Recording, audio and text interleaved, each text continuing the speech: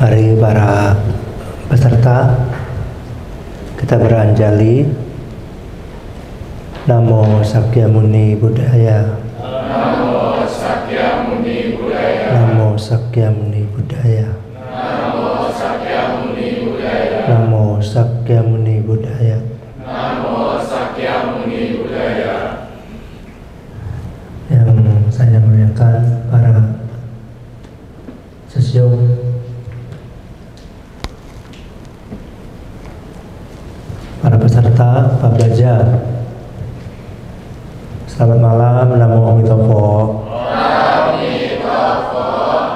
Ya, hari ini beda dari hari biasanya ya. Sama nggak? Beda ya. Karena memang tidak ada yang sama kan?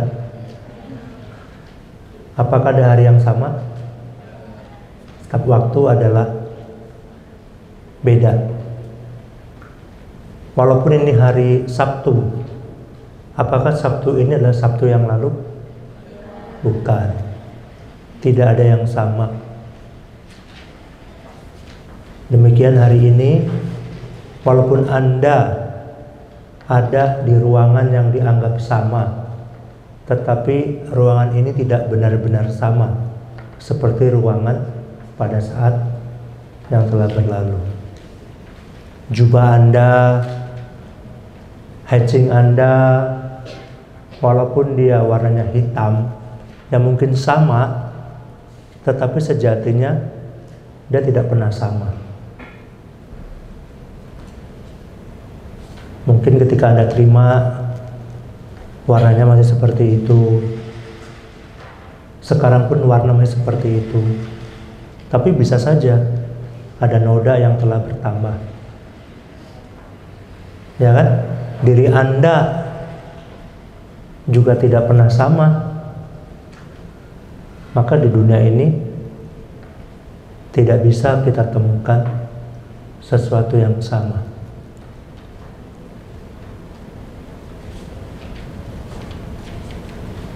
Tema hari ini apa?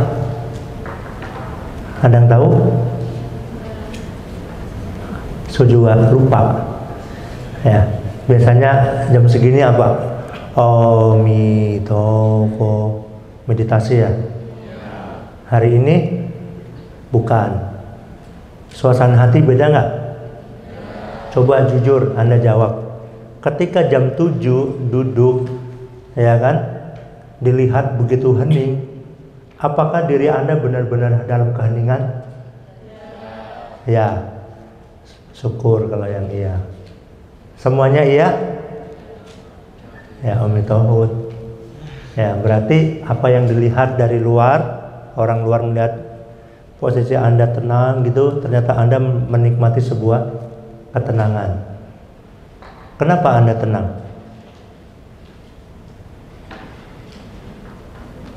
Apa yang membuat Anda tenang? Hah? Tadi siapa yang menjawab tenang? Anda tenang, ya. Coba tunjuk tangan. Nggak ada. Coba tadi yang ya mana? Coba berani nggak? Terus dengar suara siapa tadi? Tenang nggak ketika meditasi? Jadi kami dari belakang, dari samping melihat Anda duduk tenang sekali, ya kan? Apakah Anda benar-benar tenang? Hah? Berubah lagi. Tadi iya, sekarang tidak. Siapa yang menjawab tidak? Oke. Kenapa Anda menjawab tidak? Pikiran masih kacau.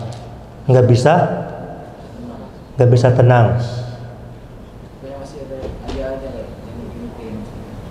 Masih ada yang dipikirin. Masih belum bisa tenang. Sampai hari ini? Sampai hari ini masih belum tenang? Mau ditenangin? Ya. Harusnya Su punya jadwal besok jam 9. Ya, tapi Su orangnya nggak sabaran, ya kan, katanya jadi Su harus sabar. Ya, orang lain boleh sabar, saya harus lebih sabar. Ya, kenapa? Su mikir ya, besok kayaknya 17 Agustus ada denger ya kan, ada upacara bendera. Nah, ya, Su memohon pada Suhu Duta Arya, boleh nggak sih, dengan senyumnya Su ngomong, boleh nggak sih jadwal saya diganti malam ini, ya kan, dengan pemikirannya yang tajam menatap Suhuan. Akhirnya nggak apa-apa, boleh. Hanya Su datang di sini, temanya apa Su? Coba kenal nggak dengan Su Chuanseng? Tahu nggak orangnya yang mana? Ciri-cirinya kayak apa? Jangan noleh, jangan noleh. Su Chuanseng ciri-cirinya kayak apa? Tinggi. Di sini ada yang tinggi? Ketika ada orang datang tinggi, apakah itu Su Chuanseng? Nah, katanya tinggi. Tinggi, bener nggak? Nanti kalau ada orang tinggi, apakah itu Su Chuanseng? Kok bukan? Ada lagi nggak cirinya? Tinggi apa lagi? Besar.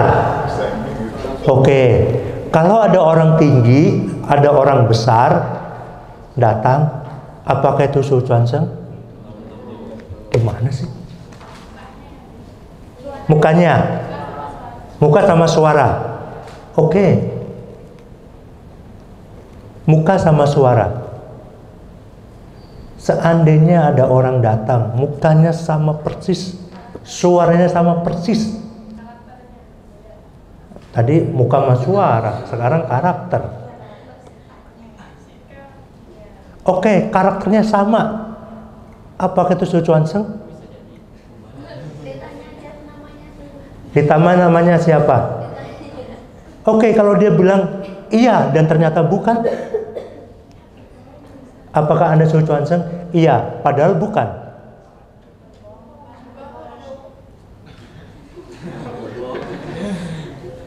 Hah? Iya, padahal bukan. Su Chuanseng yang mana kalau gitu? Muka sama nih, suara sama nih, karakternya sama.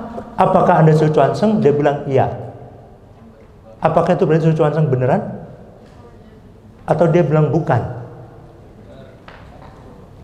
Kira-kira Anda bingung nggak? Bilang iya, ternyata ada orang lagi yang kedua. Ini kayaknya yang bener deh.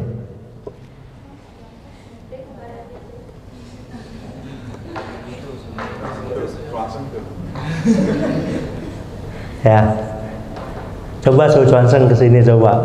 Nah, Su mau tahu nih, ini yang bener apa yang bukan ini.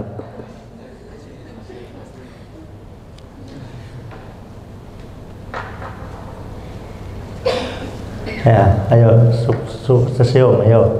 Ini namanya siapa? Su Chuanseng, benar. Tinggi? Gede? Suaranya? Dia belum bersuara loh.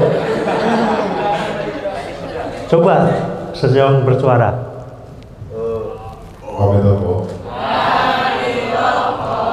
Benar? Wajahnya benar? Karakter. Karakternya kan tadi yang bilang karakter kan? Nama Anda siapa? April. Anda kenal beliau sudah berapa lama? Oke. Bagaimana Anda bisa tahu karakternya? Bagaimana cara menguji karakter beliau? Anda baru kenal. Anda yakin ini asli? Tapi karakternya belum teruji. Bagaimana? Mau kita uji? Karakter beliau apa? Nggak tahu. Jadi ini Su Chuanseng. Cuman Su nggak tahu asli atau palsu. Nanti biar April yang memberikan keputusannya.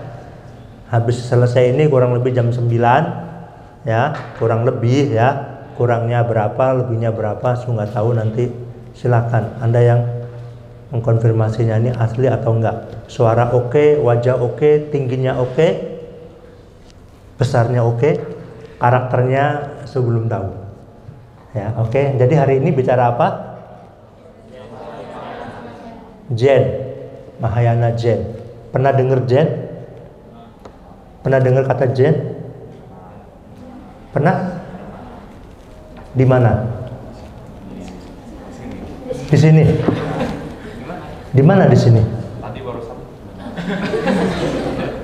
Di sini di mana dengarnya? Tadi tuh bilang.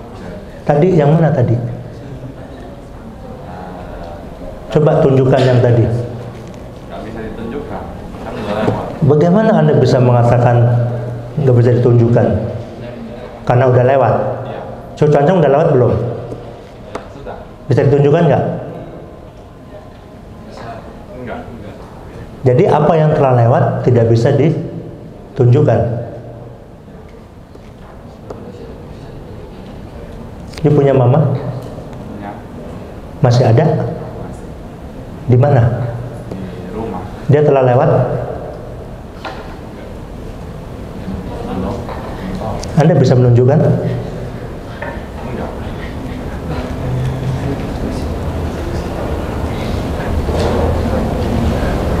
Ya, hari ini cukup asik ya. Pusing ya? Ya, semoga Anda pusing. Oke, sejak kapan Anda mengenal agama Buddha, ajaran Buddha?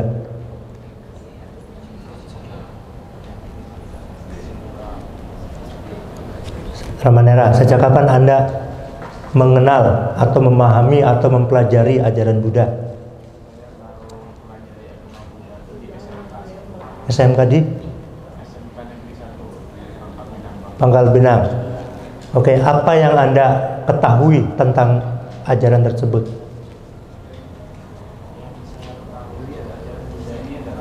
Ajaran yang mengajarkan yang tentang kebenaran, kebajikan, cinta kasih dan banyak lagi. Kebenaran, kebajikan, cinta kasih dan banyak. Apa itu kebenaran? Kebenaran itu adalah suatu hal yang dibuatkan berdasarkan fakta, itu kebenaran. Sesuatu hal berdasarkan fakta, maka itu adalah kebenaran. Apakah kebenaran adalah fakta? Fakta dan kebenaran adalah apakah sama? 11-12. Oke. Di negara kita atau di dunia, Anda pernah mendengar koruptor? Fakta atau bukan? Orang yang merampas, apakah itu benar? Benar nggak? Orang yang merampas, merampok, apakah itu benar? Tapi apa itu fakta? Sekarang fakta dan benar sama atau enggak? Hah? Enggak. Tadi Anda bilang kebenaran berarti fakta. Terus sekarang dengan sesuatu yang tadi Su katakan, seseorang yang merampok, merampas, apakah itu bisa dikatakan sebagai kebenaran? Tapi fakta bukan. Terus bagaimana fakta dan kebenaran yang Anda bilang 11-12? Apakah itu 11-12? Atau bertolak belakang? Hah? Jadi berapa-berapa kalau gitu? Oke ya, hari ini belajar Zen. Karena apa? Zen Su sendiri juga sulit untuk menjelaskan apa itu Zen. Akarnya dari mana? Ya, tapi di sini sering sekali Su mendengar bahwa Zen adalah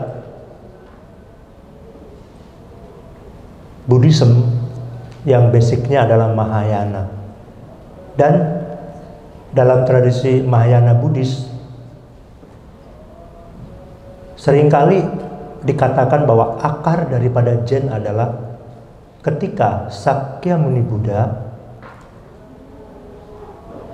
membabarkan dharma, beliau hanya memegang setangkai bunga tanpa suara, tanpa kata.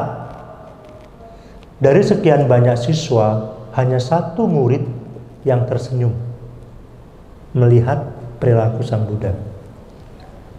Nah, dari situlah hal ini dikatakan sebagai awal muasal atau akar daripada Zen. Yang seterusnya dunia lebih mengenal Zen adalah awalnya adalah dari seorang biksu India ya, yang sering disebut sebagai Bodhidharma. Ya, historinya seperti itu. Bodhidharma dari India melakukan perjalanan sampai ke China, ya disitulah tradisi itu, sehingga akhirnya sampai ke Jepang, yang tentu sangat panjang ya kalau mau dibahas, tetapi Suhu tidak akan membicarakan tentang sejarahnya ataupun seperti apa perjalanan panjangnya, tetapi dalam hal ini akan memberikan sebuah apa sih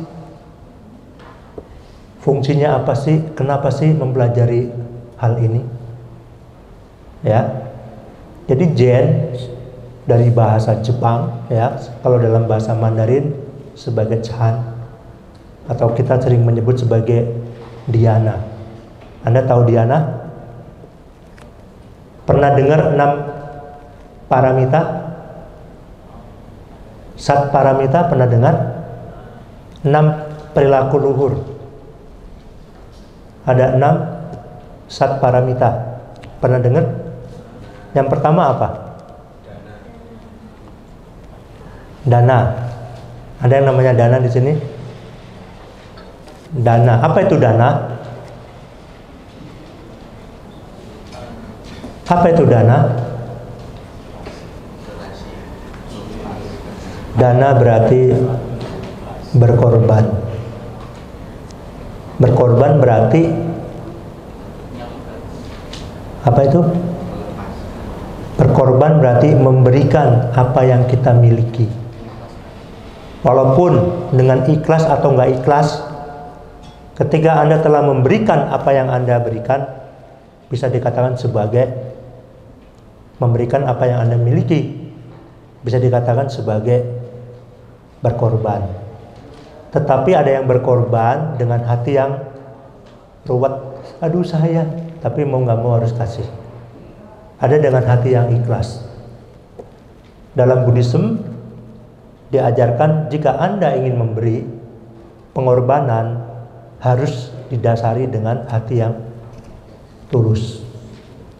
Orang bilang sebagai tanpa pamrih. Ya, habis dana apa? Ada apa di situ? Dana terus sila. Sila itu apa? Bicara tentang perilaku. Ya, orang bilang sebagai disiplin moral. Di situ ada mengandung baik dan buruk. Ya, manusia memiliki konsep baik dan buruk, benar dan salah, hitam dan putih. Kebaikan akan menghasilkan sukacita. Sesuatu yang buruk membawa dampak pada hidup yang sulit. Begitu kan ya? Terus yang ketiga apa?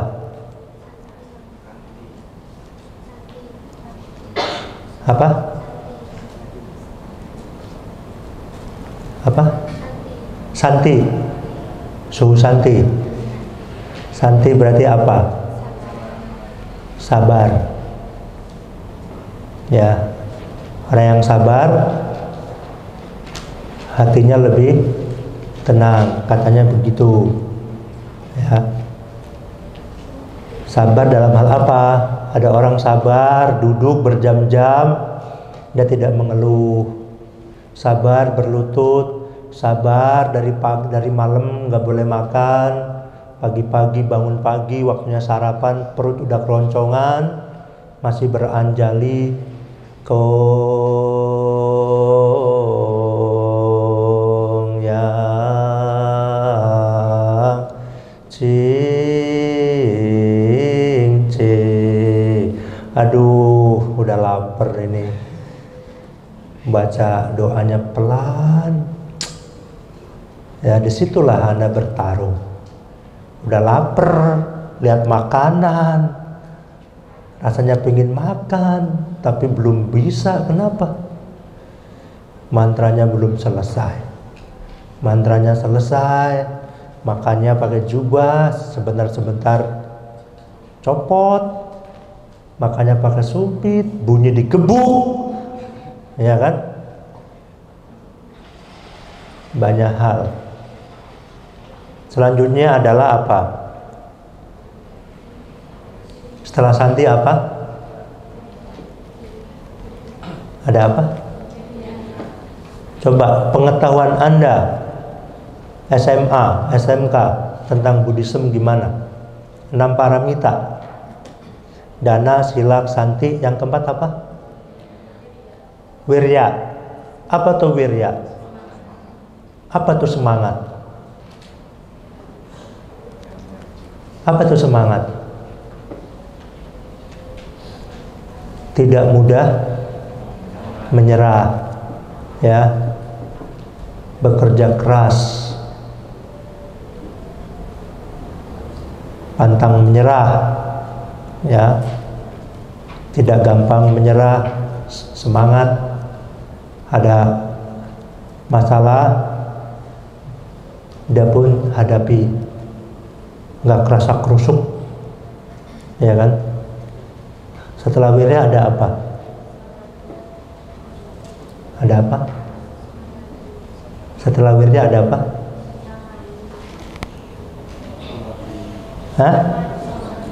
Prasna, samadhi. Nah, dhyana.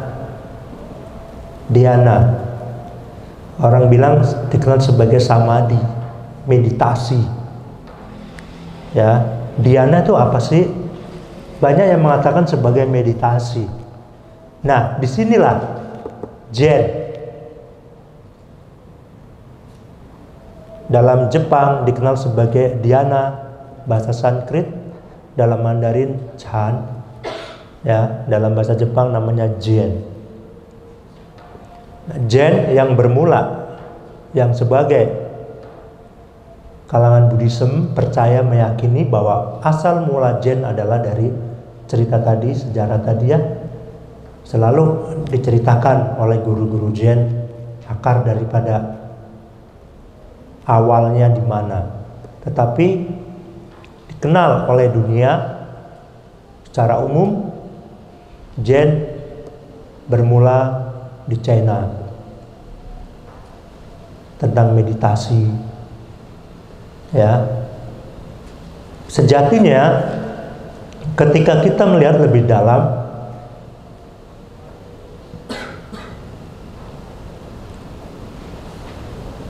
Zen yang dikenal sebagai meditasi, apa sih yang mau dicapai dalam hal ini? Ketika Anda meditasi, apa sih yang ingin dicapai? Hah? Ketika Anda meditasi, apakah ada yang ingin dicapai? Ketenangan. Bukankah ketenangan dapat diperoleh dari tidur? Ketenangan sejati dan tidak perlu capek. Anda cukup tidur loh. Ketika Anda tidur, tenang nggak? Ketika Anda tidur, tentu Anda tidak bisa mengatakan tenang. Karena ketika Anda tidur, baik buruk pun Anda tidak pernah mengingat itu, kan? Ketika Anda tidur, rasa khawatir, rasa senang, sedih, ada di mana? Ada di mana perasaan kita ketika kita tidur? Sedihlah, khawatirlah, ada di mana itu? Baik buruk kita ada di mana? Hah? Kita pernah nggak mikirin itu? Enak kan? Begitu bangun, kita baru bisa ya. Aduh, tidur saya enak banget. Coba Anda ingat lagi ketika Anda tidur. Baik buruk Anda ada di mana? Pahala dan dosamu ada di mana? Hah? Ditaruh di mana itu? Atau pergi kemana itu? Kita punya rasa salah, rasa sombong ya. Aduh, saya yang baik, saya yang buruk. Ada di mana pada saat itu? Enak nggak sih? Bebas nggak? Bebas. Bagaimana kalau kita tidur? Apa yang salah dengan tidur kan? Susah nggak ada, senang juga nggak ada, bebas.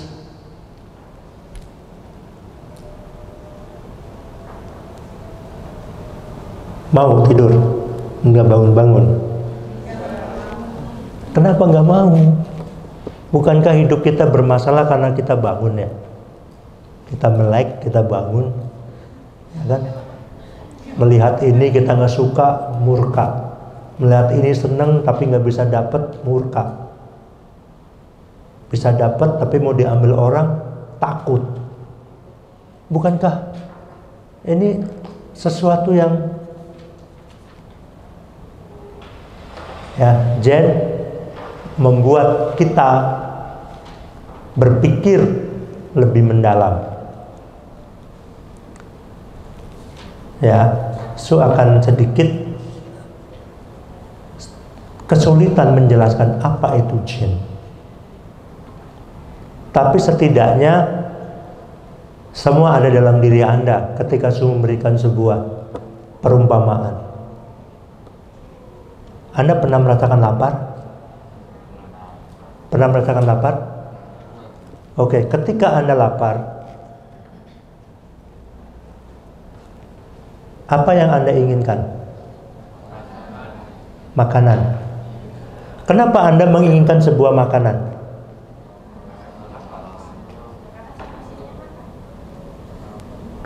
Kenapa Samanera? Lapar. Anda menginginkan makanan. Kenapa Anda menginginkan makanan? Kok bukan kasur? Kasur nggak bisa dimakan. Kenapa Anda nggak memikirkan uang? Uang juga nggak bisa dimakan.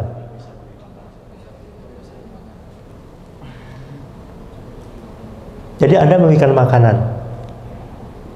Ketika lapar mendapatkan makanan, apakah itu solusi? Hah? Oke, Anda bilang iya. Besok pagi Anda habis cauke, lapar nggak? Ke sebelah nggak? Dapat makanan nggak? Apakah itu solusi? Anda lapar, dapat makanan dikasih, solusi bukan? Solusi bukan? Solusi. Nih, kalau itu solusi, Anda lapar, melihat menu makanan ada gambar sayur kangkung, sayur tempe, sayur pare. Solusi bukan itu gambar. Kenapa bukan solusi? Anda melihat gambar, Anda dapat makanan. Solusi bukan? Kalau dengan mendapat makanan, dikasih makanan, saya lapar, sudah datang kasih makanan. Apakah itu solusi? Solusi bukan? Kenapa bukan? Karena belum dimakan kan? Oke. Anda harus menerima kan? Harus makan kan? Apakah solusi?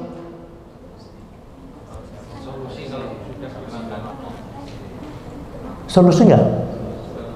Oke, solusi. Bagaimana Anda mengatakan itu solusi?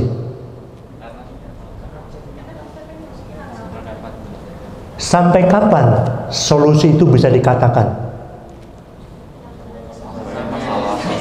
sampai Anda merasa cukup, ya, bukan kekenyangan ya, cukup. Zen kurang lebih begitu. Itulah Zen. Ngerti nggak? Zen kurang lebih begitu. Coba jelaskan gimana menjelaskannya. Apakah berarti ketika apa tuh Zen? Zen adalah ketika saya lapar, saya dapat makanan dan saya memakan sampai merasa cukup. Apakah Zen begitu?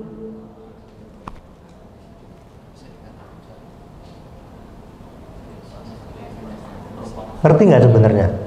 Ngerti? Jadi kalau nanti ada yang nanya, apakah itu Zen? Terus ada orang haus, dikasih air, dia minum sampai merasa cukup, hausnya hilang. Apakah itu Zen? Zen bukan? Zen bukan? Nah, kan tadi yang pertama lapar, dapat makanan, ini haus dapat air. Jadi Zennya itu yang mana? Yang pertama atau yang kedua? Ya, jadi Zen itu hanya sebuah perumpamaan. Ya, dua-duanya ada Zen di situ. Berlaku juga ketika Anda ngantuk, Anda bisa tidur dan Anda tertidur, rasa kantuk itu tersembuhkan. Itulah Zen.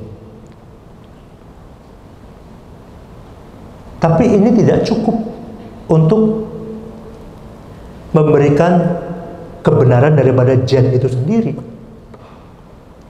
Ya, bagaimana cara memahaminya? Satu, tentu dengan teori.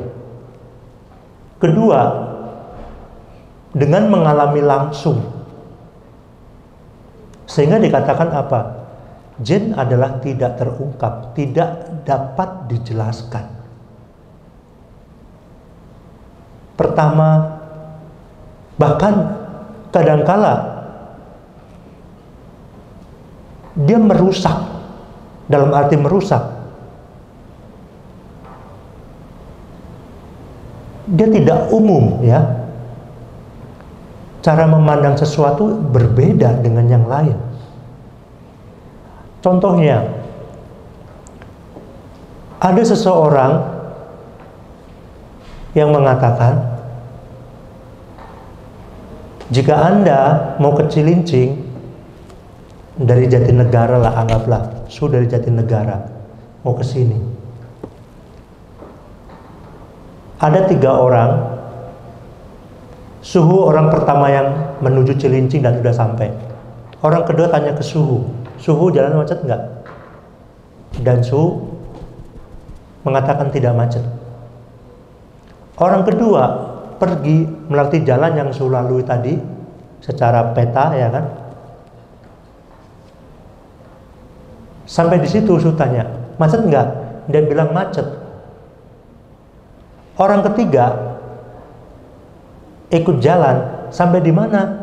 Udah 2 jam kok belum sampai, saya cuma 15 menit. Aduh, stuck.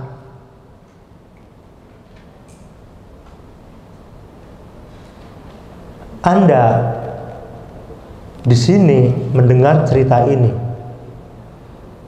percaya dengan yang 1, 2, atau yang ketiga?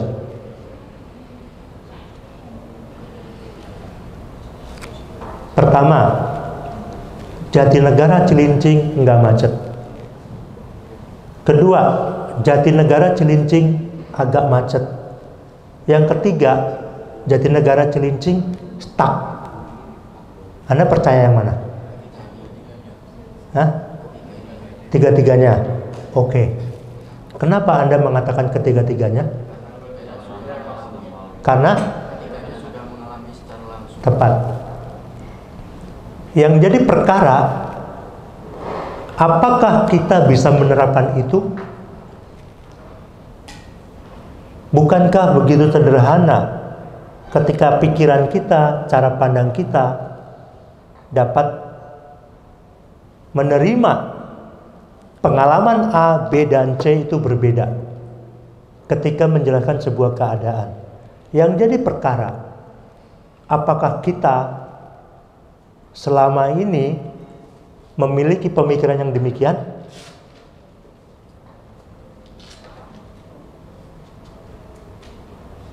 Banyak perdebatan terjadi. Kenapa? Karena kita mempercayai satu hal, percaya dengan yang pertama, menolak yang 2 dan 3. Pernah nggak terjadi begitu? Pernah. Maka hari ini hadir, mari kita belajar memahami segala apapun dalam hidup. Maka apa? Berharap dengan mempelajari tentang jin, tentunya tidak lepas dari ajaran guru agung yang sangat mendasar, bahwa di dunia ini ada 3 perkara. Tentu masih banyak perkara yang lainnya. Segala sesuatu adalah berubah. Ya enggak? Segala sesuatu adalah berubah. Ya enggak? Apakah Anda bisa menerima itu? Secara konsep Anda menerima. Secara de facto, secara kenyataan, apakah Anda bisa menerima? Maksudnya apa, Oke. Segala sesuatu adalah berubah. Setuju? Apa dampak dari segala perubahan? Ketika Anda sadar segalanya adalah berubah, dampaknya apa? Apa dampak dari sebuah perubahan?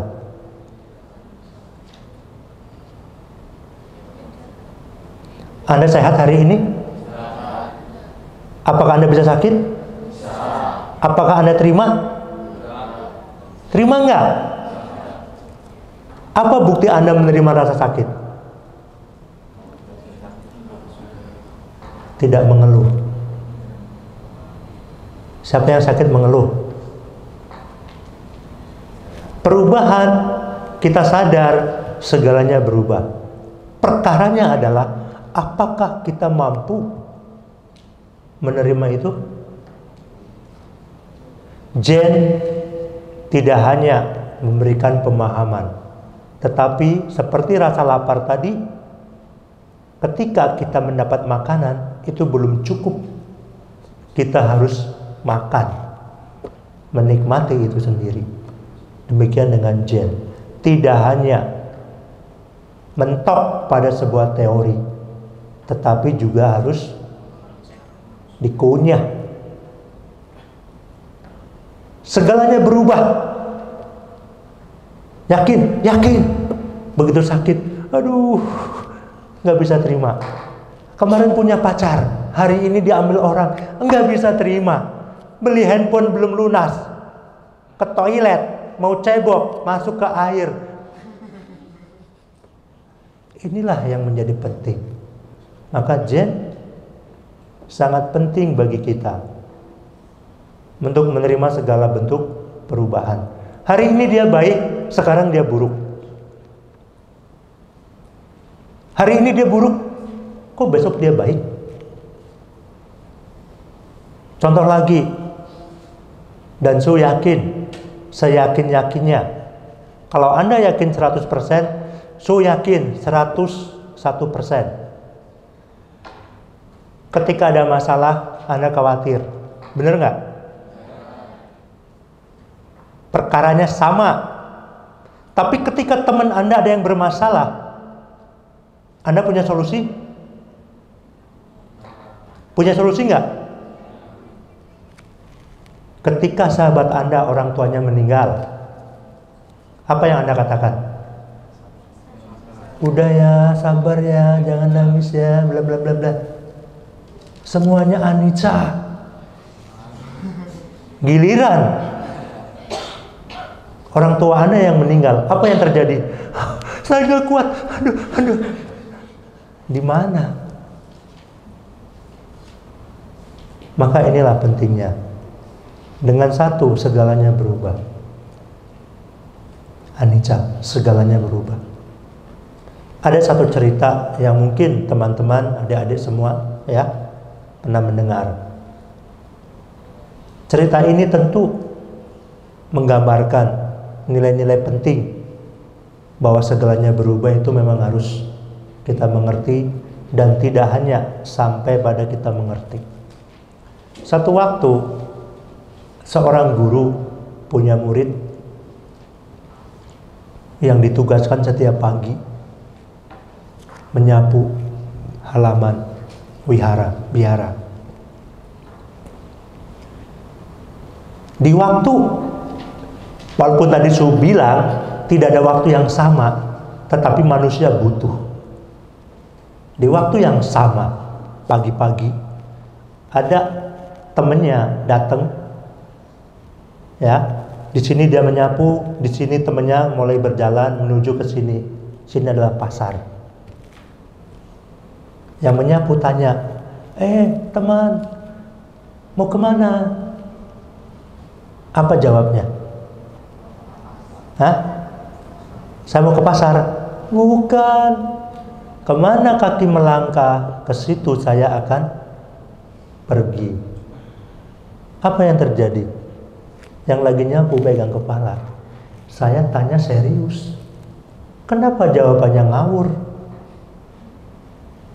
Dia berhenti, ngambek. Gurunya habis sembahyang keluar ya. Kenapa ngambek? Guru, tadi temen datang, saya tanya kemana, mau kemana? Terus dia jawabnya apa? Kemana? Kaki melangkah, ke situ saya akan pergi. Gurunya kan pinter ya, namanya guru. Ya kayak sini siapa yang pinter? Semuanya pinter ya. Ya udah, kamu jangan ngambek. Besok jawab aja. Kalau kamu nggak punya kaki, kamu mau kemana? Wah, dia langsung seneng loh. Hari berjalan, akhirnya dia dari pagi habis selesai nyapu dan menunggu hari esok tiba. Tidur nggak bisa tidur. Tidur bangun belum pagi. Tidur bangun belum pagi. Kayak anak kecil lah. Besok kita mau jalan-jalan, dia udah nggak bisa tidur. Akhirnya apa? Waktu ditunggu tiba. Wah, itu temennya jalan lagi bawa tas. Wah, ini saya tanya dengan pertanyaan yang kemarin saya ajukan lagi. Nanti kalau dia jawab, kemana kaki melangkah, ke situ saya akan pergi. Saya akan jawab, kalau kamu nggak punya kaki, kamu mau kemana? Wah, dia udah yakin gitu kan. Kawan mau kemana? Kemana angin berhembus, kemana angin bertiup, ke situ saya akan pergi. Dia kalah lagi. Ayo, murung lagi. Gurunya datang lagi. Kenapa kamu? Guru, saya tanya dengan pertanyaan yang sama, tetapi jawabannya beda. Emang dia jawab apa? Kemana angin bertiup, ke situ saya akan pergi. Ya udah, besok kamu tanya lagi, jawab aja. Kalau nggak ada angin, kamu mau kemana? Oh iya ya. Hari berikutnya ditanya lagi, mau kemana? Lihat, saya bawa tas. Saya mau ke pasar. Dari cerita ini, apa yang mau disampaikan? Kira-kira apa yang mau disampaikan dari cerita ini?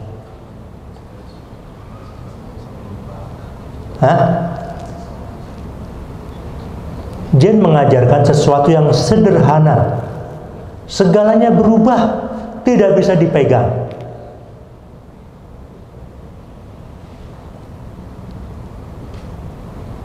Semua harus dihadapi, harus dirasakan oleh diri sendiri. Kisah tadi bukan membicarakan kita. Yang kita sering sekali menggunakan masa lalu kita untuk memastikan sesuatu pada yang akan datang kan. Pengalaman kita menjadi titik ukur akan masa yang akan datang. Apakah bisa? Kadang-kadang bisa, kadang-kadang enggak. Makanya hidup ini kadang-kadang bisa, kadang-kadang enggak. Tapi manusia maunya yang bisa-bisa aja. Seolah-olah dunia ini ada dalam genggaman tangannya. Emangnya TV tinggal pencet pindah? Nggak bisa. Satu lagi, segalanya itu harus kita terjun langsung. Tidak bisa hanya katanya. Maka banyak yang mengatakan Dharma Sang Buddha seringkali ehi pasiko. Kan gitu. Pasiko lah, ya kalau yang baik-baik bolehlah pasiko. Giliran yang buruk, ngapain kamu coba-coba? Ya namanya orang mau nyoba, terserah dia dong. Segalanya harus kita alami. Tidak bisa hanya katanya. Satu dari Zen, masa lalu tidak bisa dijadikan sepenuhnya sebagai titik ukur kepastian hari esok. Walaupun secara umum terkadang belajarlah dari pengalaman. Ya.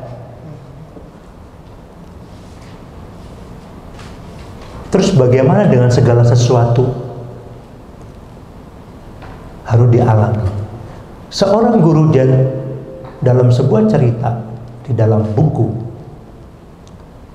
datanglah tamu dari luar biara, bertemu di sebuah jembatan. Namanya jembatan, pasti bawahnya adalah bawahnya adalah sesuatu, tentu sesuatu, nggak tahu sungai atau apa, intinya sulit ketika tidak ada jembatan digunakan untuk sebagai sarana perjalanan. Kadang tidak harus sungai, kadang juga gedung dengan gedung, orang nggak bisa jalan. Ya, kayak di sini kan ada kan ya, orang kan nggak mungkin akan loncat, maka dibangun sebuah jembatan. Walaupun di bawahnya bukan sungai, tapi dalam cerita ini bawahnya adalah sungai. Ketemulah di situ sama guru Zen. Dia bersama dengan tamu ini, bersama dengan temannya. Mereka akan bertanya. Katanya seorang guru Zen itu luar biasa bijaksana, pengetahuannya hebat. Ditanya apa? Seberapa besar guru? Seberapa dalam sungai ini, sungai Zen ini? Jika Anda sebagai guru Zen ditanya begitu, apa jawaban Anda? Tamanera, apa jawaban Anda? Pasiko datang ikan, suruh dia loncat. Ya, dan itulah yang terjadi. Guru Zen jawabnya apa? Saya tidak tahu. Tapi kalau Anda ingin benar-benar membuktikannya, saya punya cara. Apa caranya? Saya akan lempar kamu ke dalam sungai. Kemudian apa? Dua temennya, udah jangan-jangan, ini sangat membahayakan.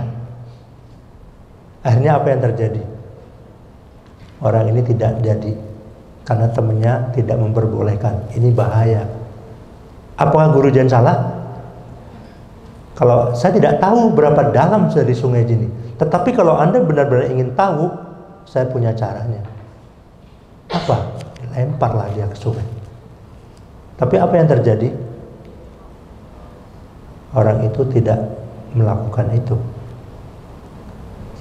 Sampai sekarang, kira-kira seberapa dalam sungai itu? Ada yang mau tahu?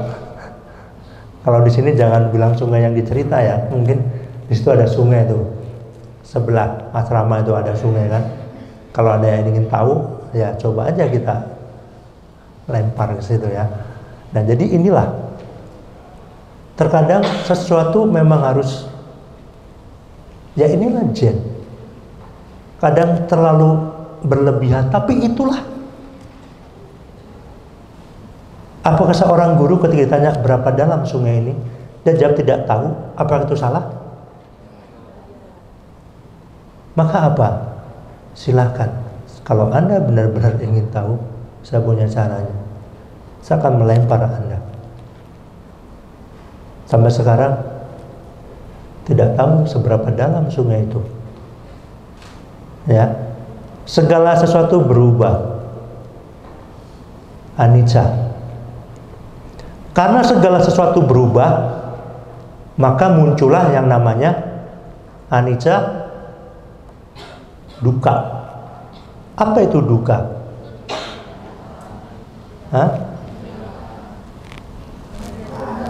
Penderitaan. Apakah sesuatu yang berubah selalu penderitaan? Ada orang yang miskin, hidupnya susah, dia bekerja mati-matian, akhirnya dia bisa hidup penuh dengan kemudahan. Dari susah menjadi mudah, apakah berubah? Apakah menderita? Enggak. Anda bilang duka itu menderita. Ini perubahan membawa penderitaan, membawa duka. Ini enggak. Karena ada perubahan, dia tidak duka. Kenapa ada duka?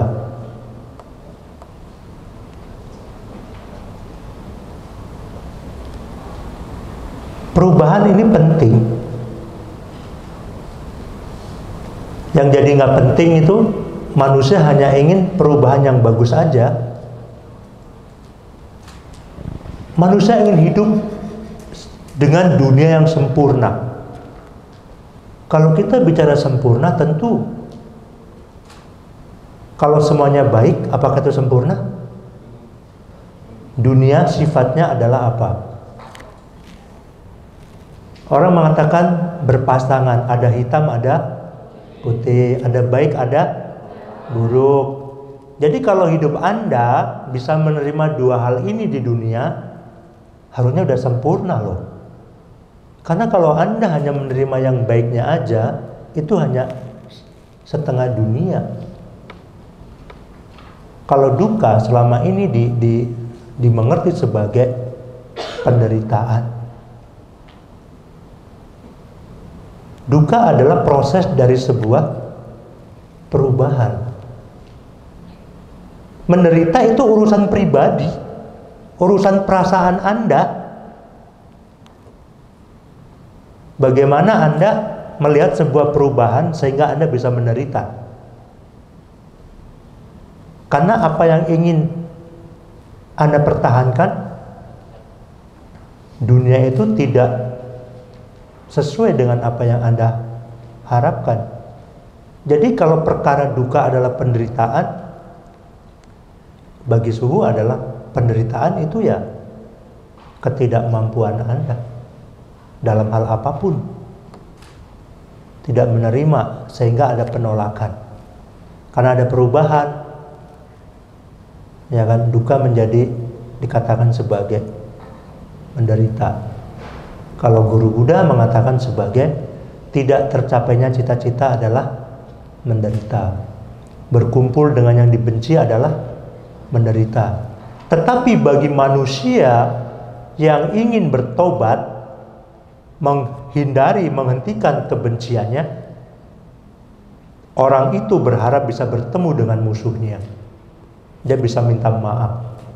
Apakah itu penderitaan juga? Tentu tidak. Makin malam kok makin bingung Surya. Ya, inilah. Maka ini pentingnya Anda menjadi manusia kritis. Ya. Apapun yang ada, yang kita kenal sampai saat ini, bagi Zen, konsep. Semua itu adalah konsep. Terang, gelap, konsep. Maka Zen hadir terkadang untuk tegak lurus, bukan mengabaikan, tetapi kadangkala konsep itu memang butuh untuk dihilangkan makna secara umum gitu, berani menentang. Jika selama ini masa lalu bisa dijadikan sebagai pedoman masa depan, maka Zen dengan cerita tadi memiliki sebuah terobosan yang lebih mendalam. Memang kadangkala masa lalu bisa jadikan sebagai pedoman, tetapi tidak selamanya itu bisa dijadikan. Jika masa lalu sebagai pedoman kepastian, berarti masa depan tergantung oleh masa lalu. Ya, masalah lu ya, bukan masalah gue. Ya inilah ya. Anicca, dukkha, anatta. Segalanya berubah. Dukkha banyak yang mengatakan sebagai penderitaan, tetapi dalam konteks suhu, penderitaan adalah hal lain. Menderita itu adalah ketidakmampuan kita sendiri. Bagi suhu adalah dukkha adalah apa? Sebuah proses perubahan yang menjadi proses yang nantinya akan menuju pada anatta. Dukkha adalah proses dari segalanya adalah kosong. Kosong ya, bukan tidak ada ya. Tidak ada ya, bukan apa kosong ya, bukan tidak ada. Kalau tidak ada, dia tidak akan ada. Kalau kosong, dompetmu kosong, berarti bicara pada sebuah ruang kosong. Bisa diisi nggak? Bisa. Kalau ada isi, bisa kosong lagi nggak? Bisa. Kalau tidak ada, sesuatu yang tidak ada itu tidak bisa diadakan.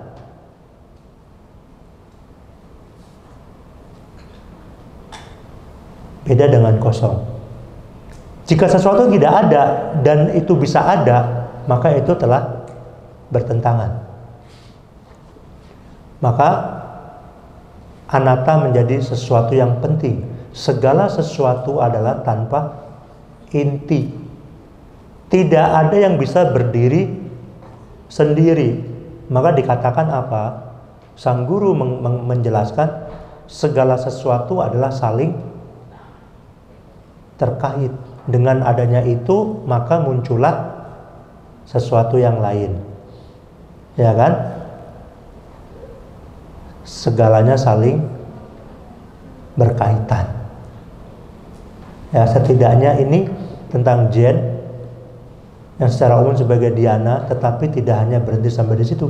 Ketika bicara meditasi, ketika Anda duduk bersila dengan badan yang tegak, ataupun kita sedang pergi ke sebuah tempat dan melihat orang duduk dengan damai, dengan tenang, tegak, dengan posisi lotus.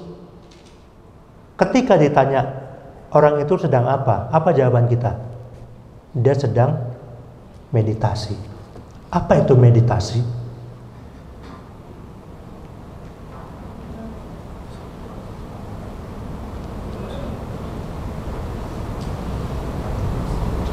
Ya kan? Ketika ada patung manusia duduk begini, sedang apa itu? Dia sedang meditasi. Berarti yang di atas itu 3 itu lagi meditasi. Sampai kapan? Ya, inilah sesuatu. Banyak yang mengatakan meditasi adalah tujuannya untuk mencapai ketenangan. Ada yang bilang untuk menjadi Buddha, untuk menjadi orang suci. Mungkin karena Buddha di masa itu, Pangeran Siddhartha sebelum jadi Buddha, beliau meditasi duduk bergeming, dijelaskan selama 6 tahun, sehingga beliau mencapai penerangan, memperoleh kebuddhaan. Sampai sekarang banyak orang mungkin terobsesi ya, umat Buddha mungkin ya, ingin duduk meditasi supaya menjadi Buddha, tidak terlahir lagi. Sehingga apa? Dalam cerita Zen, di situ Bodhidharma ya pernah mengunjungi sebuah tempat. Di dalam sebuah ruangan ada beberapa biksu ya sedang duduk sama penjaga. Beliau bertanya, sedang apa dia? Dia sedang meditasi. Dan nanya, untuk apa dia meditasi? Dia ingin duduk meditasi menjadi Buddha. Bener nggak?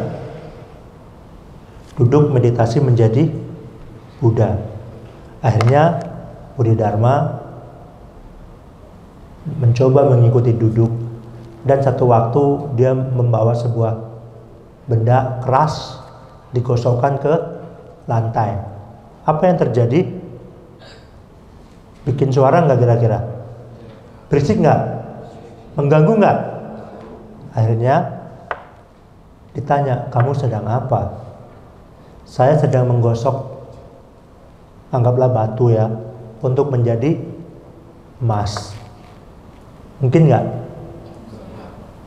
Coba kalau ada Suhu Chuanseng atau Suhu Duta Prana duduk meditasi, kalian lagi meditasi, dia duduk, dia bawa batu bata digosok-gosok. Anda tanya, Suhu ngapain? Suhu lagi gosok batu bata ini ke lantai supaya jadi emas. Percaya nggak? Nggak percaya. Sama. Ketika Anda tidak percaya batu ini saya gosok menjadi emas, bagaimana mungkin seseorang hanya duduk berdiam diri menjadi Buddha?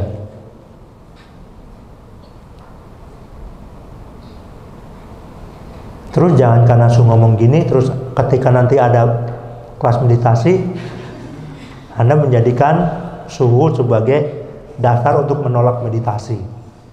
Jangan. Karena Zen juga tidak lepas dari meditasi secara jasmani. Tetapi secara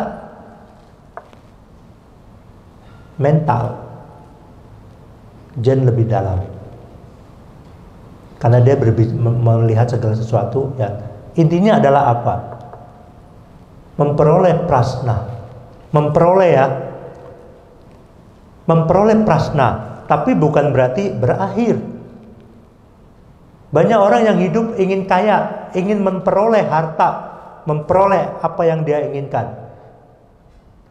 Sehingga tidak salah apabila dia telah dapat, ya udah. Tetapi Zen tidak hanya itu. Setelah memperoleh, untuk apa? Maka hari ini saya akan tanya, untuk apa Anda datang ke Mahaprasna? Untuk apa? Hah? Memperdalam ilmu. Setelah Anda memperdalam ilmu, apakah selesai? Belum kan? Untuk apa?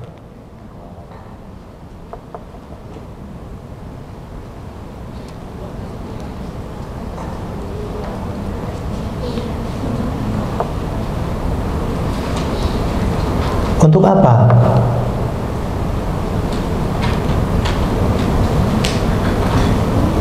Bingung? Ya nggak apa-apa ya. Toh Anda yang merasakan kebingungan. Ya maka kita harus jelas.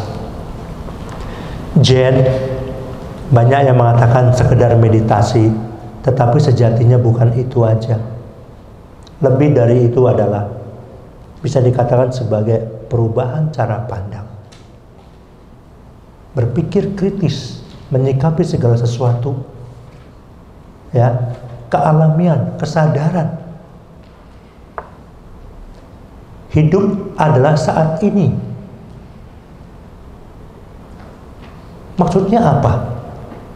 Hidup saat ini, momen saat ini, itulah momen yang paling penting. Walaupun sejatinya ketika kita bicara saat ini, Su pun tidak tahu saat ini tuh yang mana.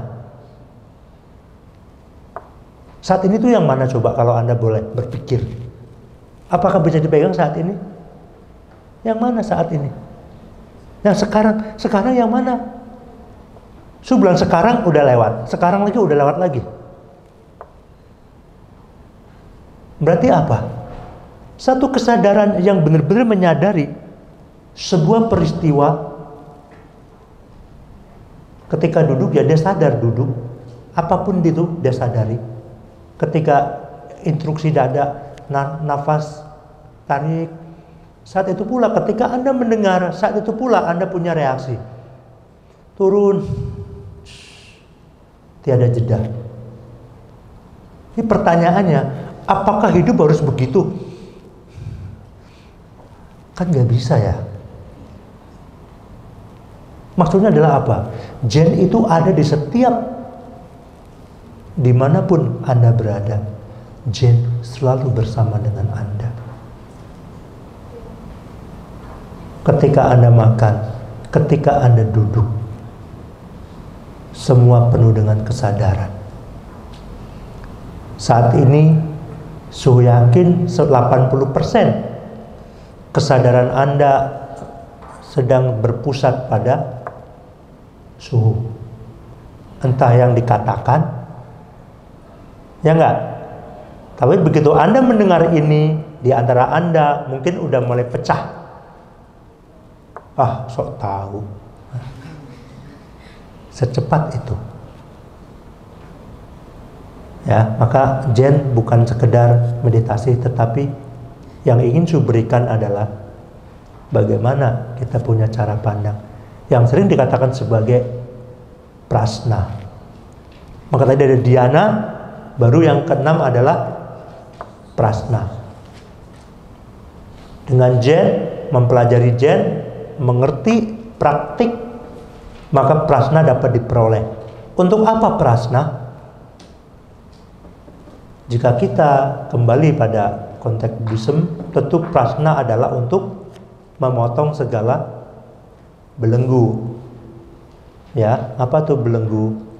Orang sering mengatakan bodoh, benci. Terus apa lagi? Rakus, serakah. Ya, kebiasaan itu untuk itu. Ya, jadi sedikit tentang Zen. Kalau Anda ingin mempelajari tentang sejarah, tentu Anda sangat gampang sekali.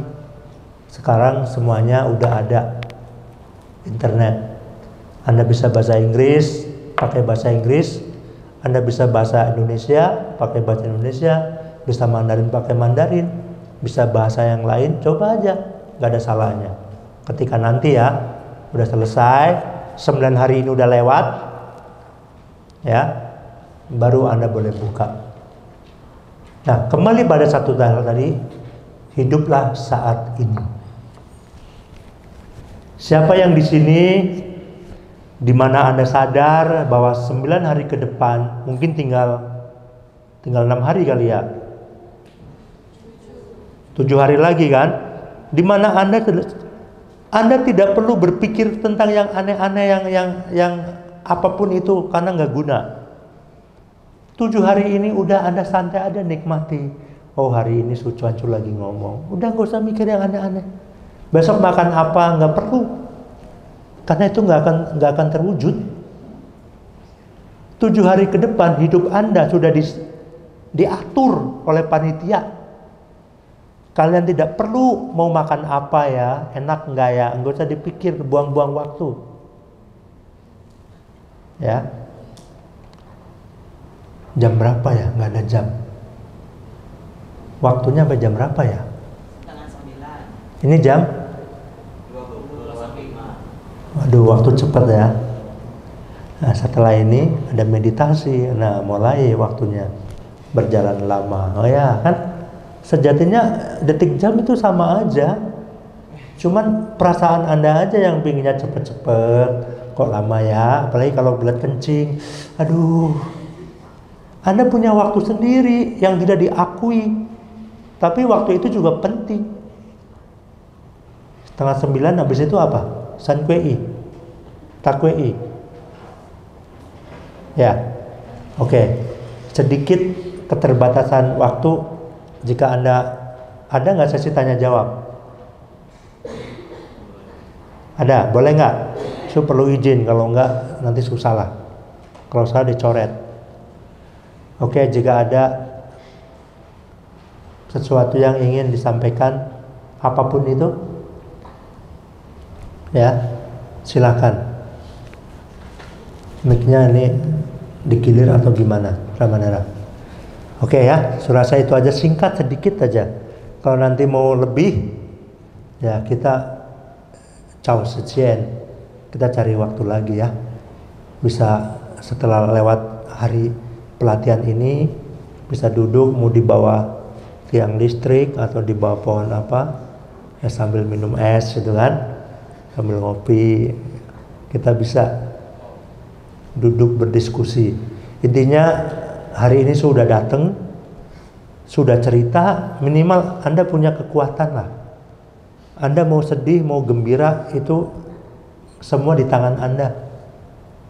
Semua fasilitas AC ini tidak bisa menjamin kesenangan, kebahagiaan. Itu semua cuma sarana aja. Juga tidak boleh, nggak ada. Kalau Anda bisa, silakan. Tapi senang tidak senang, bukan dari situ rasa suka atau nggak suka itu. Ada dalam diri Anda. Ruangan panas mungkin Anda akan, aduh panas. Sekalipun ada AC, udah sejuk, juga tidak menjamin Anda bisa lebih happy, lebih enjoy di sini. Kenapa? Keinginan satu terwujud, itu ada imbasnya pada sesuatu yang lain. Intinya apa? Sangat sulit untuk puas dengan apa yang sudah ada. Maka ada satu syair, siapa yang mudah puas atas kepemilikannya, maka kebahagiaannya semakin besar. Maka apa? Kesadaran pada saat ini, momen pada saat ini, ketika Anda mampu memegang dengan kondisi apapun, Anda bisa enjoy. Ngomong doang, ya nggak apa-apa. Ya. Setelah Su hadir, Su berharap Anda punya sedikit cara ya untuk membebaskan diri Anda. Intinya Anda sadar, apapun yang Anda inginkan sepanjang waktu yang disediakan ini belum selesai, sangat tidak mungkin. Anda ingin makan bakso, apalagi bakso ikan, nggak akan bisa. Mau apa lagi? Mau telepon, nggak bisa. Ya, terkadang uang tidak ada gunanya, ya nggak? So yakin di antara Anda ada yang nyimpen duit. Saat ini siapa? Uang mana yang bisa membuat Anda senang? Anda nggak boleh pegang, ya kan?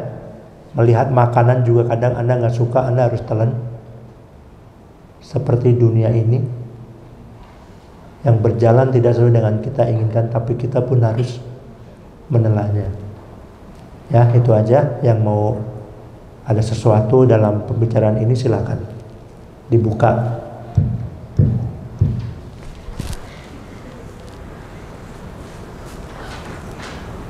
Ayo, silakan.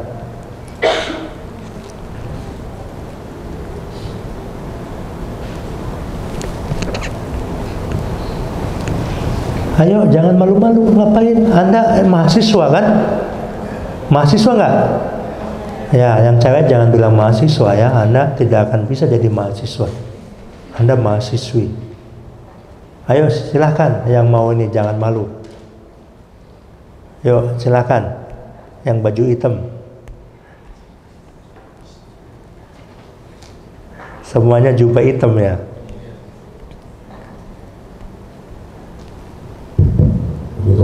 Namo Amitabha. Wah, ini bukan peserta, emang boleh tanya? Oke, nggak apa-apa. Siapa tahu bisa memantik ya. Izin bertanya, Su. Boleh jelaskan tidak apakah meditasi Zen dengan meditasi yang biasa kita lakukan itu ada perbedaan? Kalau iya, itu di bagian mana? Kemudian kalau sama, yang menyamakan itu apa aja? Siap. Terima kasih. Terima kasih. Bapak Rendra. Boleh nggak tepuk tangan? Nah, ini Pak Rendra yang nanya ya. So tampung dulu. Semoga waktunya nggak cukup. Oke, ada lagi dari peserta.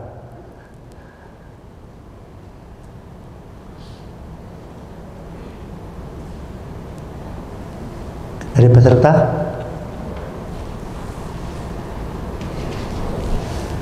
Minimal 3 ya pertanyaan.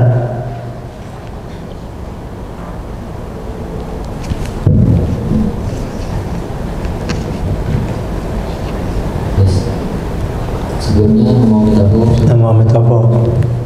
Izin saya perkenalkan diri dahulu. Perkenalkan, nama saya Adrian, nama tandanya Batu.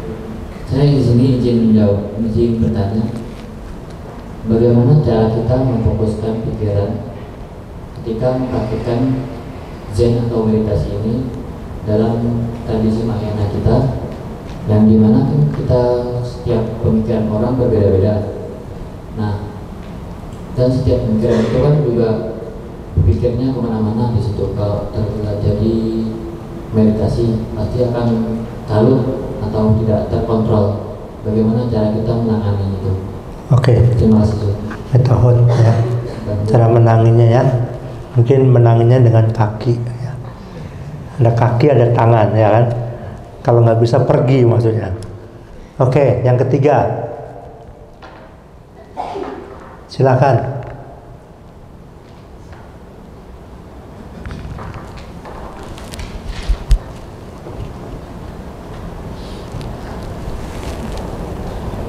Depan.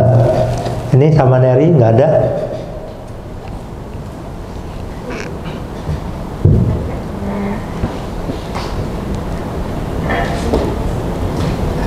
Sebelumnya nama Mitofo. Nama Mitofo.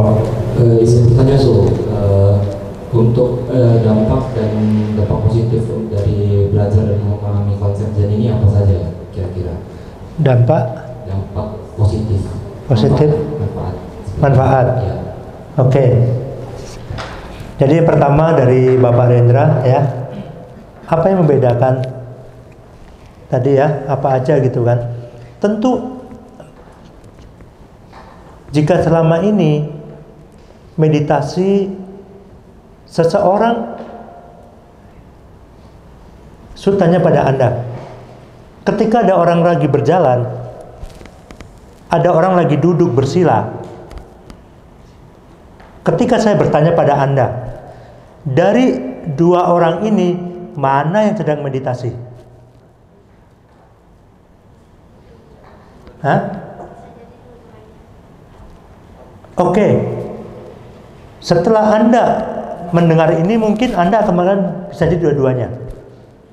Seandainya Anda belum kesini, belum mendengarkan ini, ada orang lagi berjalan dan satu orang duduk meditasi bersila dengan postur yang tegak begini. Ketika saya bertanya, dari orang ini siapa yang sedang meditasi? Hah? Yang duduk bersila. Apakah Anda pernah melihat orang yang jalan tapi meditasi? Kapan? Apa yang membedakan? Pada umumnya meditasi hanya sekedar duduk dengan postur mungkin bersila, atau ada Buddha sleeping, ya kan? Buddha tidur meditasi. Yang membedakan banyak. Jika dalam tradisi Zen,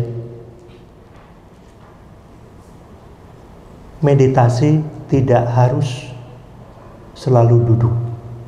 Tapi ketika Anda makan pun, itu adalah meditasi. Kesadaran. Tidak hanya itu, habis makan Anda tentu lari-lari kan? Jalannya pelan, lama-lama kenceng, nanti pelan lagi kan? Itu adalah salah satu contoh dari Zen. Meditasi juga. Pernah minum teh? Nah, dalam tradisi Zen, Cha-chan, ada yang namanya meditasi minum teh. Ini yang sangat populer. Jika ada meditasi minum teh, bisa dipastikan bahwa itu adalah Zen. Bahkan tidak hanya ketika minum teh, tetapi sebuah kesadaran dari awal sudah ada. Ada banyak nilai di situ. Minum teh pun penuh dengan kesadaran. Bagaimana menuang teh, bagaimana mencium aroma itu, bagaimana tangan Anda menyentuh sebuah mangkuk, sebuah cawan teh, merasakan sampai dimanapun, penuh dengan meditasi, penuh dengan kesadaran. Jika selama ini meditasi hanya sekedar duduk, maka Zen salah satu yang sangat populer adalah meditasi minum teh pun minum suatu meditasi. Dalam pelatihan ini Anda makan juga meditasi. Meditasi selalu ada dimanapun, setiap tarikan dan hembusan nafas. Ya, itu hanya segi praktik. Tapi dalam hal ini secara mental, bagaimana kita punya cara pandang, itu juga berpengaruh. Kayak tadi perumpamaan cerita tadi, salah satu bentuk cara memperoleh sebuah pencerahan yang disebut sebagai Kong-an. Ya, kata-kata yang kadangkala tidak bisa membuat sebuah kesimpulan, ada pada dalam diri kita, tidak bisa dibantah. Ya, itu mungkin sedikit Bapak Rendra ya yang membedakan. Ya. Terus yang kedua, sulit memegang atau sulit untuk mendapat ketenangan ya, pikiran ya, itu tentu itu hal yang wajar. Terus bagaimana caranya Suhu? Di sini cara yang tepat. Kenapa? Karena ada yang mengawasi Anda. Maka di belakang tuh ada pedang yang dari kayu. Ketika Anda duduk meditasi mungkin bungkuk, pak! Itu salah satu ciri khas dari Zen, pedang yang ada di belakang. Ketika Anda meditasi, Anda ngalamun, pengawas tahu dia akan datang tanpa Anda sadari, yang mungkin langkah dia pun Anda tidak dengar. Kenapa? Karena Anda nggak tahu kemana pikirannya. Tetapi bagi teman-teman yang lain, dia bisa mendengar suara langkah itu walaupun pelan. Yang ngalamun, yang bengong, tahu tepak kaget. Ya, bagaimana caranya? Anda telah di tempat yang cukup tepat. Kenapa? Satu, lingkungannya mendukung. Kedua, ada pembimbing.